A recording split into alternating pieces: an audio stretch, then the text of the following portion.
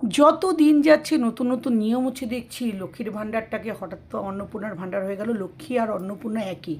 আমার ঘরে অন্নপূর্ণা মা আছে, কিন্তু এই যে নতুন নতুন নিয়ম বেরোচ্ছে, এগুলো তো ঠিক না।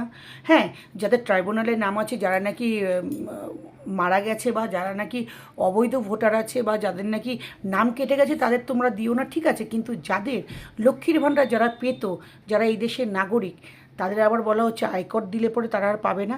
এমন অনেক মানুষ আছে, একটা আয়কর হয়তো রিটার্ন করে রেখেছে, বা একটা আইটি ফাইল করে রেখেছে, হয়তো কোনো একটা ব্যবসা করবে, কিন্তু সেই ব্যবসাটা তার লস হয়ে গেছে, বা হয়তো সে একটা আইটি ফাইল করে রেখেছে একটা ব্যবসা খুলবে বলে, হয়তো পয়সার জন্য খুলতে পারেনি। সেই মানুষটার কিন্তু 3,000 টাকাটা খুব দরকার। ওই কারণে আমি বলি না, পাজেল মন, সত্যি মানুষের পাজেল মন এক একটা সময় এক একটা করে নিয়ম বার করছে, রে তো মানুষের হতচকিত হয়ে যাচ্ছে। যাদের সত্যি 3,000 টাকা দরকার, হয়তো সে ভেবেছিল আমি একটা আইটি ফাইল করে রাখি, এই টাকাটা পেলে হয়তো আমি 2 মাসের টাকাটা একসঙ্গে করে একটা ব্যবসায় নামতে পারবো, সেই মানুষটা এই টাকাটা পাবে না। আইটি ফাইল কোনো ইস্যু হতে পারে না। হ্যাঁ, সরকারি চাকরি ইস্যু হতে পারে, পেনশন হোল্ডারের ইস্যু হতে পারে।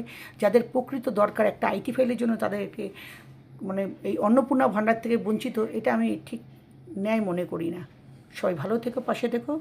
সবসময় মাথায় একটা কথা চিন্তা করো, আগের সরকার সবাইকে দিত, তাদের মধ্যেও যারা অনৈতিক মানুষ আছে তাদেরকে ছেটে বাদ দেওয়াটা ঠিক আছে, কিন্তু একটা আইটি ফাইলের জন্য প্রকৃত যেই মানুষটা 3,000 টাকা দরকার, তাকে বঞ্চিত করাটা ঠিক না।